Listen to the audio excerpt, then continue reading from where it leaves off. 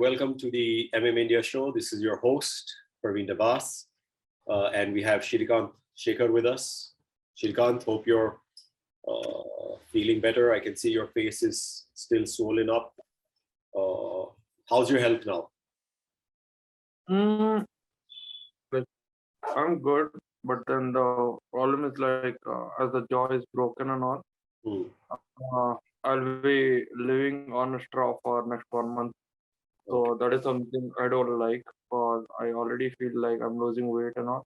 Yeah, But it's okay. That is not going to break my spirit in any way.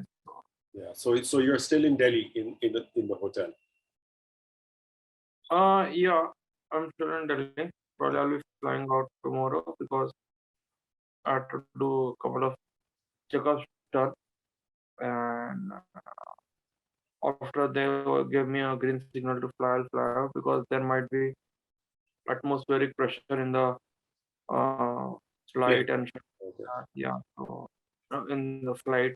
Yeah. So there are a lot of nervous systems in this side of the jaw, so it will stay swollen up for more than a week or so, something like that. Yeah. So I just want to say first of all that it's an unfortunate situation of even having to talk about this, because the promotion, I feel, did a very good job and has been doing a very good job over these last, some years. And even this event itself, was very good. There were some really good fights, very entertaining fights. People were really enjoying them. So the fact that this incident happened is unfortunate because it shouldn't happen, I feel, to anybody, because the promotion themselves did everything they could to make it a superb event, took care of everything. The press conference before that was really good. They spent a lot of money. So it's really unfortunate that this even has to be spoken about. So I just want to say the full marks to the organizers for all that they've done for MMA up till now, and hopefully will continue doing, and we always look forward to their fights. They've really raised their game with each event, and like I said, we are here to promote MMA, and it's always unfortunate that such an incident has even happened, but it happened. The fact is that it happened, but Yeah. there were a lot of officials and security who managed to control it within the thing also. So it was not an easy situation, but they did that.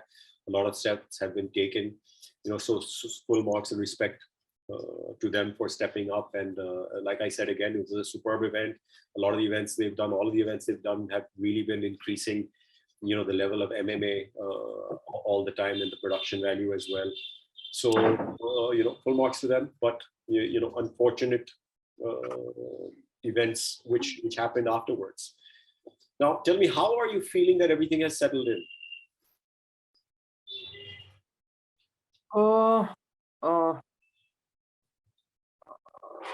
I've been thinking about this thing for a while now. In the sense, I'm not put back for the incident that happened and all, because I know I have complete faith the justice will be served and all, and uh, I don't want to take anything from the event or the organizers or the promoters or the whole aspect of fighting and all those things, because I fought in the same event. The organization has been taking really good care of their athletes from the very starting, Hmm. and that is basically what a company does for its employees, and that is how you ensure a trust of your employees in your company. Yeah. And they have been doing a very amazing job regarding that. Apart from that, when it comes down to the incident, things went out of hand. A lot of things could have been possible, like in terms of safety and all, because as you see from MFN 1 to MFN 9, the magnitude of the show has grown, and it has grown in a tremendous way, thanks to all the hard work of the fighters and the officials and everyone, even the owners and all, everything. Everyone is putting their 100% into it. So as the promotion is growing, lot of new reforms and rules needs to be changed, because it comes down to we going to a bigger place to do bigger shows. A lot of people are involved, and there should be a check on the safety of everything as well, because you cannot run the same size of the company with the same rules. And as the company is growing, when the company is growing, it's becoming bigger, it's becoming better. We need to put in new rule sets and make it safer for everyone, even the fighters and the audience.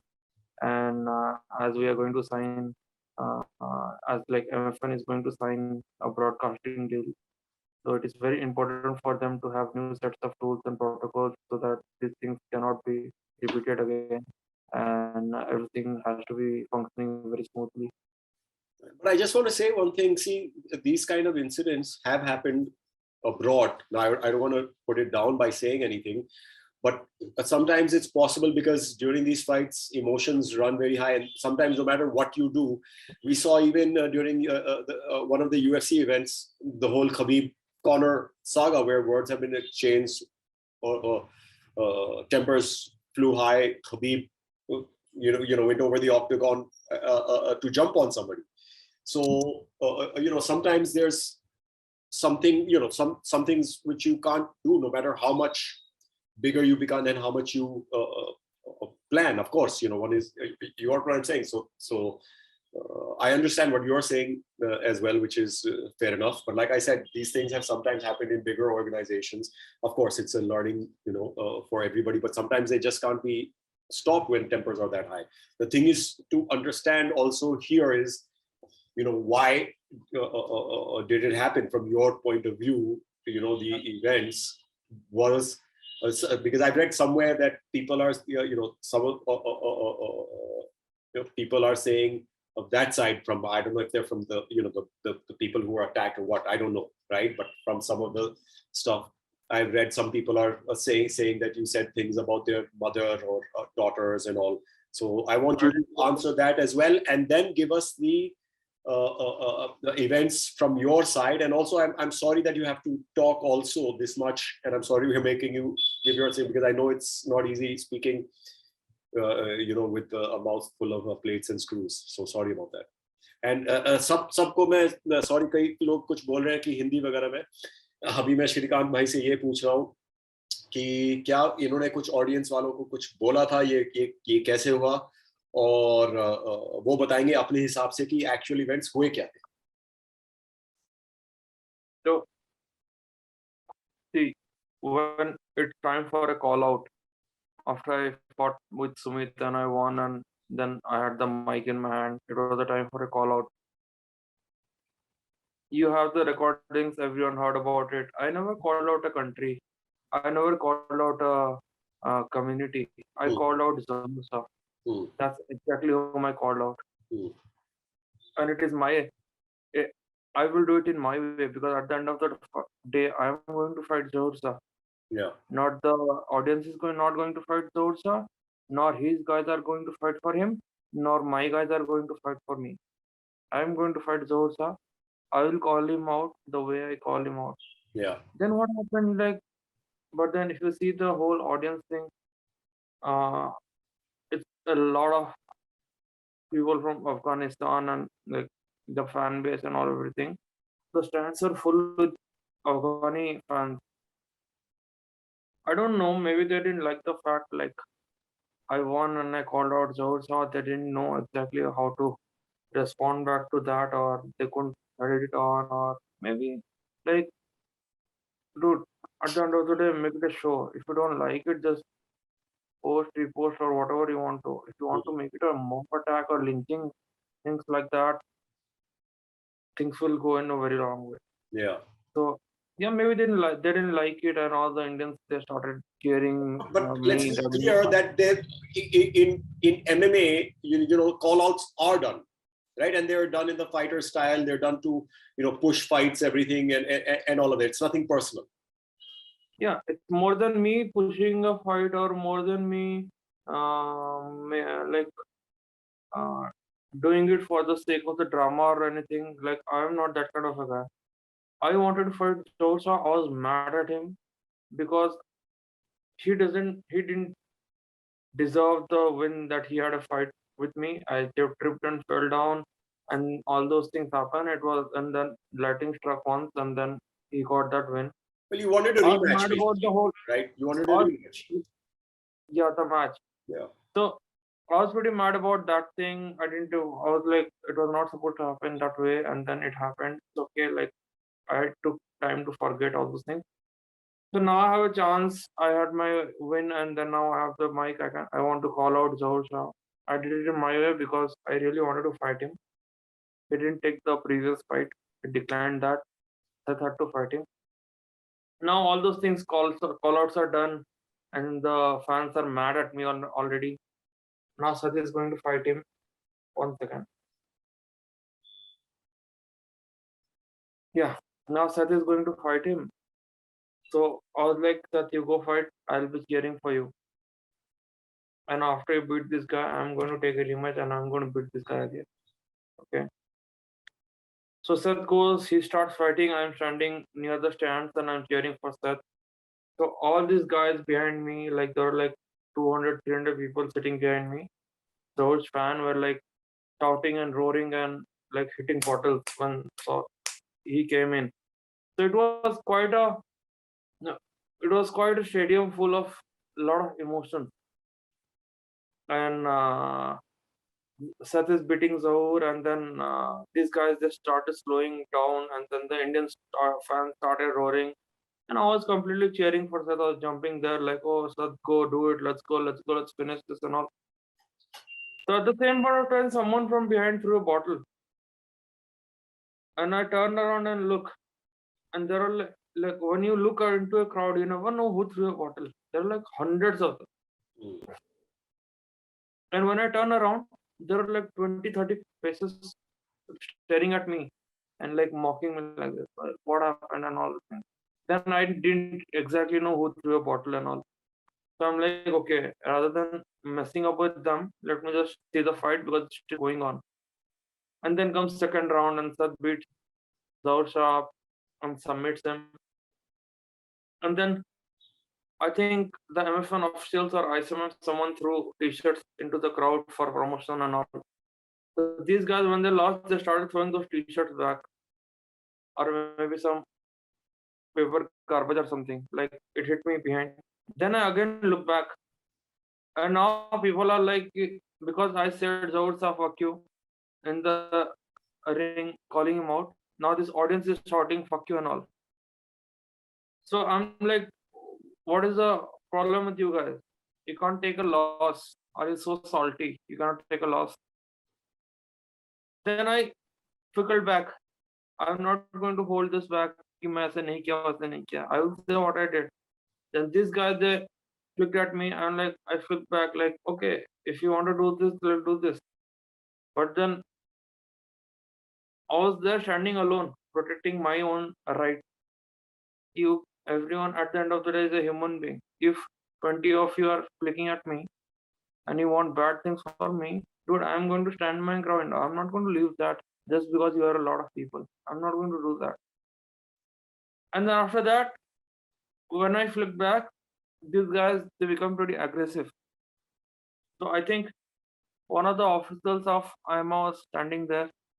He saw this whole thing happening. He was near me. He's like, bro, I think this crowd is getting mad. Okay.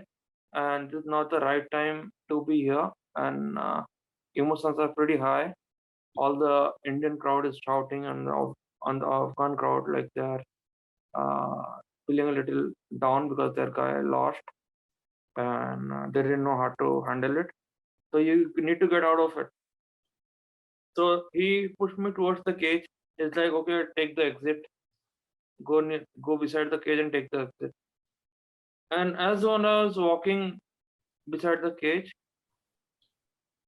I don't know I don't know, like from behind, I think Abdul was sitting somewhere over there, and I didn't expect that from him because in the same afternoon I met him in the lobby. He was going for namaz, I guess. I smiled at him because I had nothing wrong with him going on, or I had no expectations that he'll do something like that. But he had already lost his mind because his guys were losing and the crowd was supporting him and everyone is losing. So in the video, he's like very impatient. He's sitting there and he's standing up and all.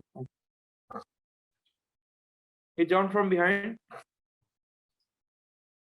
and he hit me behind the neck in the jaw twice. And I fell down. And when I fell down, I was still a little bit cautious. I turn around to see what happened.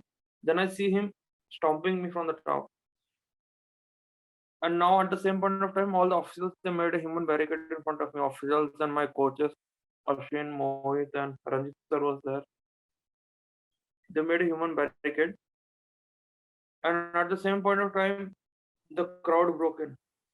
Everyone jumped into the place from the stands, and officials couldn't protect me so much because uh, there were Krishna, there was Ashish Rao, everyone was there. They had to protect them as well. So they made a human barricade beside them. Now all the officials who were standing with me, half of them are going to protect the VIPs. Now I'm alone. Two of the officers they pick me up. They're like, okay, go to the exit because the whole crowd is breaking in. 1 second. Sure. Let Take me your take time. some time. Take your time. Yeah. Take your time.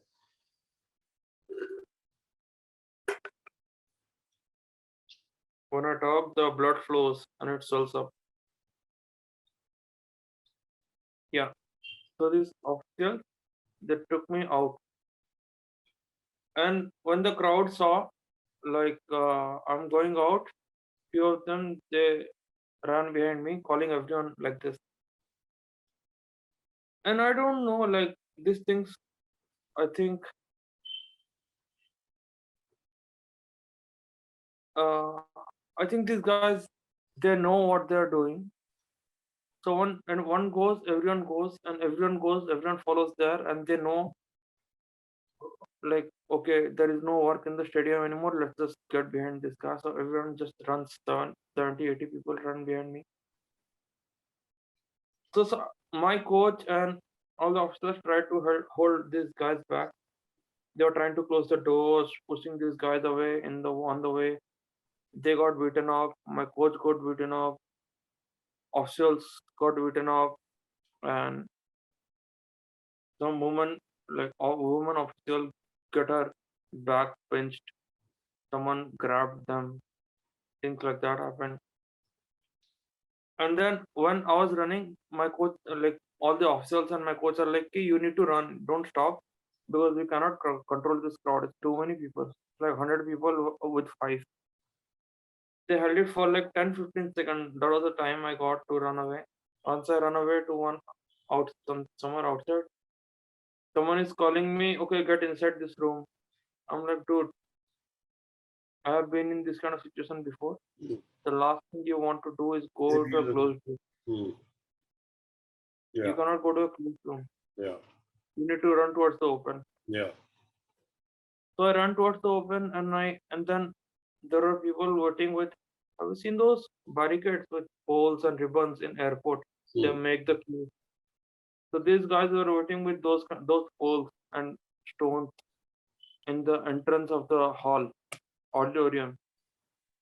So I had to take a parking, running towards the parking, and all of them they started chasing with these rods and stones. They started throwing stones from way behind. And my coach is like, okay, I can stop only a couple of people. You need to run. So he pushed a couple of people. There was a cop standing there. They pushed the cop to the wall. And then Dhruv comes running. He held a couple of people back. And I got enough time to jump into a PCR van. And the PCR van, in a hurry, they dashed the car in a wall. Like they completely dashed it and took it because they wanted to save me and themselves as well. There are like Okay. two Yeah. cops and me. There are three people, and the mob is around 30, 40 of them running with sticks and all. At the same point of time, these guys threw rocks inside the PCR van. They're trying to spit inside it, to spat on the police and stuff like that. And then I went to the police station, and then other things happened. And when authorities came, I went to the hospital and things like that. So right after that, the cops took you to the police station. They took me to the police station, but I was hit so bad and my jaw swollen up because I couldn't see the punch coming. I Hmm. couldn't react. It Yeah. was like blank-sided. Like I started having headache, and then I was not in a position that I will say something.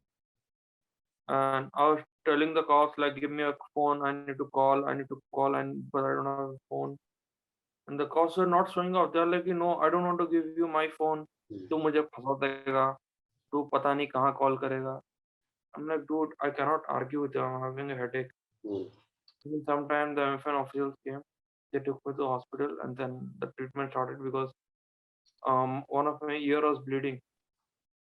So I was really worried because I don't want any internal bleeding. That's Hmm. the last thing I will want. Yeah. And if my eyes will turn red, that means I'm having internal brain hemorrhage, Hmm. and it becomes worse.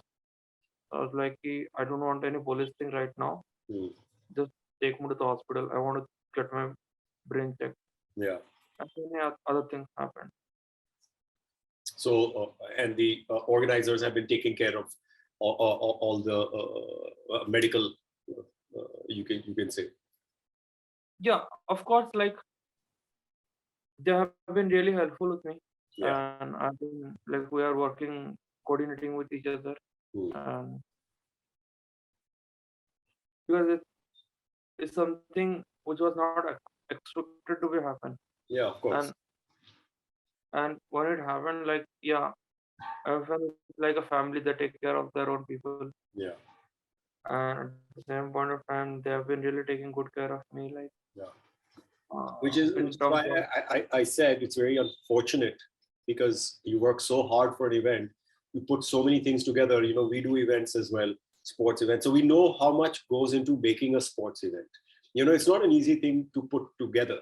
yeah, Marketing it, putting it together, making the fights together, and this and that, and then something which just builds into something which is not in your control, and balloons out.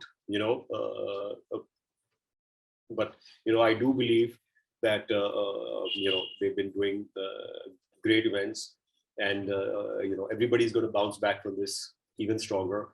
yes, Now, like I was saying, I just want to clear the air on this. Not that it matters, because see, at the end of the day, your call out, whatever you say, these are just words. And right, like you rightly said, if somebody doesn't like it, you tune out or you leave. Nobody has the right to attack you for anything. yeah.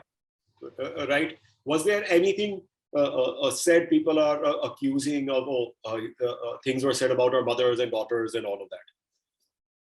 Correct. So we just wanted to clear the air. Nothing was said. Yeah, about no, that. nothing like that happened. Hmm. I didn't say anything about anyone over there. Hmm. And they didn't say personally anything about my family or something like that. Nothing like that happened. And no, you didn't say anything personally about anybody else. Even the audience didn't say it back. Yeah. Even you didn't say. That's what I'm trying to clear, because some Yeah, people are trying to make it seem like, oh, you said yeah, something about our mothers and daughters. That's why we had the right to attack. no, Though because even then, completely out of nobody has a right to attack. But I just want to clear the air that is just an excuse that some people are using. yeah. Okay. Now, And imagine just a common sense. Imagine I'm a lonely guy standing in front of 400 people. Hmm. Will you be able to listen to my voice, or will I be listening to 400 people's voice? It's impossible for someone to hear my voice Hmm. when 400 of them in front of you are shouting. Hmm. How do you people in the stands behind understood that I was calling out their mothers and fathers? What is this? Like they're just making things up, which has no sense. Hmm. Now you've also filed an FIR. So what's the status of that as of now? It's under like the investigation is under process, and police is doing its work. I don't want to comment a lot regarding that because they work in their ways, and I'm continuously checking out the status. And Okay. that's And going but what is it that you want now? Is the logical conclusion that a crime has been committed and the person who's committed it should be arrested? What is the conclusion that you are looking for? So the whole point is like, if Badakshi wanted to fight me, I would love to take that fight. Yeah. I always wanted to fight him. Okay. As a competitor, as a guy who is fighting as a fighter, I wanted to fight him. Why not to fight him? But this is what happened was not acceptable and is not acceptable because I agree with you, and there should be consequences. If you see, even in the Covington, who did Covington fight right now? The Covington Masvidal, Jorge Masvidal fight, where Masvidal then faced up to him outside a restaurant and hit him and was arrested, which is rightly so. You know, fighters yes, call each other out all the time. The place to deal with these things is in the yeah, ring. You know, you keep it in the ring. If you have a problem, okay, you fix a fight and let's fix it in the ring. You know, that's the place to keep it. And quite frankly speaking, it would have been a great fight also. yeah, You know, okay, you have a yeah, problem, you say, okay, I'll face you, forget Zoor, I'll face you. And you know, come to the ring and you sort these things out in the ring. That's what yeah, MMA is about, absolutely, fighting is about. absolutely, absolutely. And that's the reason why the fight business is there. You have problem with me, let's fight it out Yeah. and let's get paid for it as well. Yeah, you And more fight than that, legally. You fight yeah, legally rather legally, than let's do it illegally. legally. If you want to do illegally, you never know. Someone punched me, someone can stab you, someone can shoot you. So there is no boundaries to that.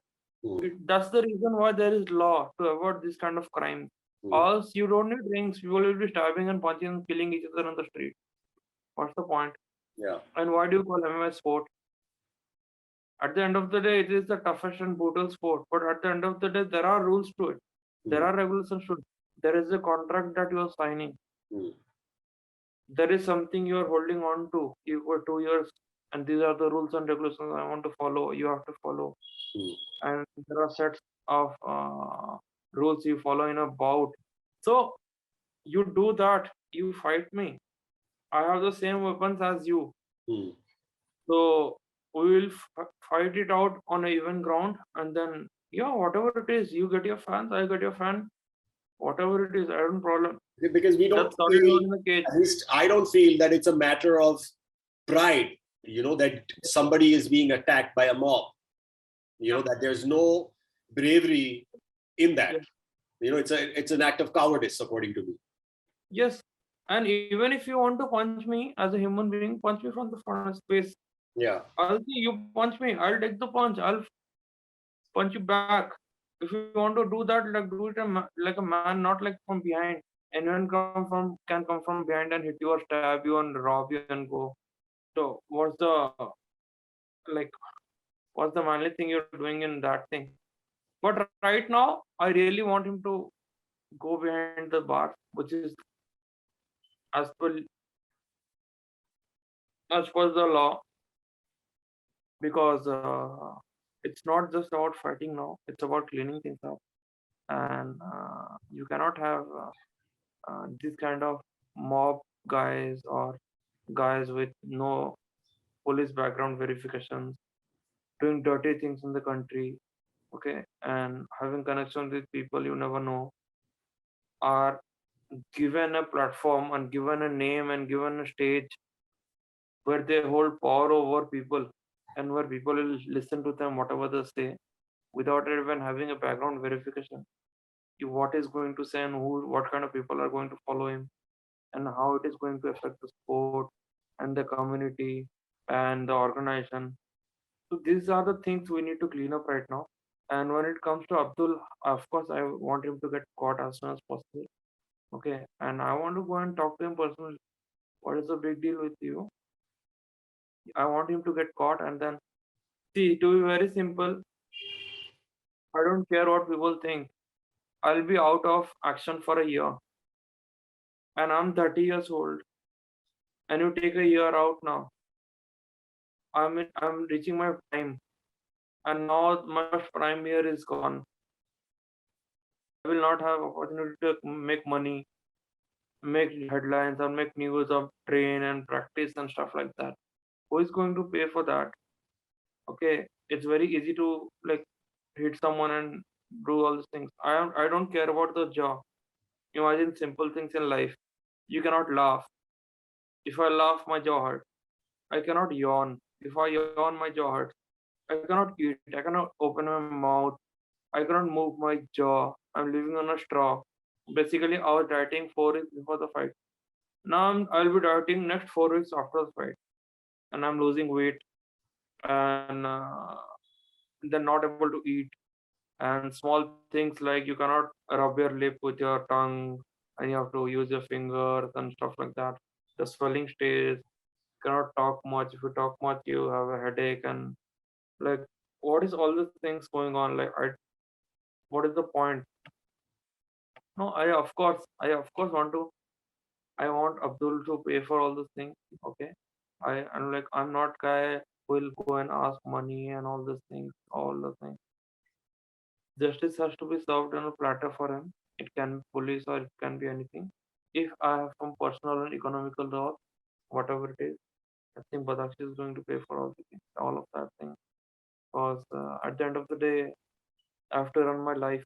Just because you punished, I cannot stay away 1 year out of my own life. I have to run my own life. Mm. Yeah, of course, that guy has to pay for that. Now tell us a little about your road to recovery from here. Like you said, 4 weeks you're going to be drinking through a straw, drinking and eating possibly. So what is the road to recovery after that? What are the doctors said? When are you going to get back on your feet and start training and everything again? So I have an appointment tomorrow, and in 3 weeks they'll be removing the screws, and in a month I can start opening my jaw properly, and the screws will be out and the plates will be out. Just that, like, I have a titanium chin right now, and it is going to be there forever, all my life. So yeah, I don't mind that. I would love to give a titanium chin. So basically, if somebody punches you again, they're going to break their hand. Yeah, hopefully. And you don't make me laugh. If I laugh, Sorry. it hurts. Sorry. Yeah. So yeah, and from there, like, I have to work on it and then strengthen my jaw and the muscles around it, and then probably it'll be 3 to 4 months that I start taking slow punches. After 6 months, I can take punches, and then I'll take some time to train completely and get back to shape. Yeah, it's like 6 to 8 months down the line, I can look for a comeback. But yeah, of course, I have to consult the doctors and see what they are going to say about it. But I don't care. I want to fight, and as soon as it is possible, I'll be back in the cage. And anything else you want to say before we say goodbye? Because I know it's hard for you to talk so much also, and we've taken a lot of your time. Anything else you want to say before we let you relax and chill for some time? No. And like, I absolutely love the sport of MMA, and the community of MMA is growing, and uh, I don't want things like this to happen again. And this is pulling a lot of attention back from the main sport to some side things which should not be there. And I would like new rules and reforms to be there for safety. Imagine you call in so many people for an event, and there is no safety for people over there. If things go wrong, who is going to take care of it? There should be a person asking questions like that. Okay, what did you do to check this safety? Okay, what are we doing if these things happen? Like, in every company, there is a guy for fire hazard, for safety, for other things like operations and all. So yeah, I think these are the things we need to look back as an organization, and as a fighter, I would like to say, like, fighters, you do whatever you want to do, man. At the end of the day, you're contracted fighters, and there is no point of abusing or going behind a community or things like that. You have fights with someone, you don't like him, call him out the way you want to call out. Life is good, and we have freedom of speech in this country, and uh, it is all about the show. Just put on a good show, train hard, put on a good show, and uh, don't do all this cheap thing. This doesn't give a name to a fighter. It's like hug.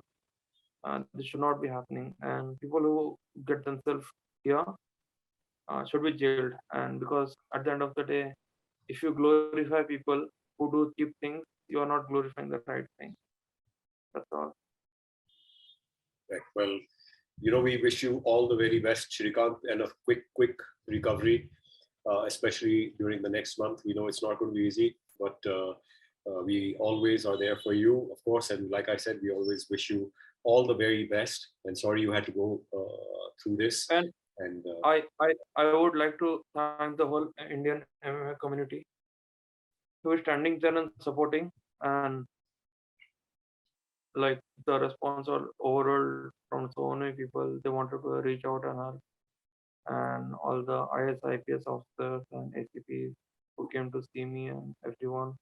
Like, I am really thankful because people really showed up when it was needed to, and a lot of things have to change. And let's just work for a good reason and a good cause, and it's as simple as that. Nothing much. I don't expect any miracles out of people, but I expect people to do the right thing. absolutely. And thank you again to everybody who's stood around Shrikant to help him in this moment. So thank you again, Shrikant, for speaking to us, especially in this tough time where it's tough for you to even speak. And sorry to all those people who are expecting us to speak in Hindi. मेरे ख्याल से श्रीकांत भाई की हिंदी इतनी अच्छी नहीं है कि वो पूरा का पूरा हिंदी अच्छी है, लेकिन it's a flow, it cannot break. Exactly और स्पेशली अभी जब जॉ ऐसा है तो उतना सोच के हिंदी बोलना थोड़ा और मुश्किल हो जाता है. सो most of you of course have understood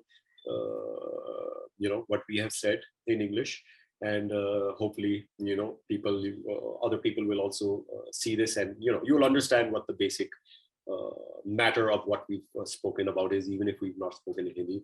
So thank you again, Shrikant, for speaking, and hope you rest well and recover really, really soon and back in the ring.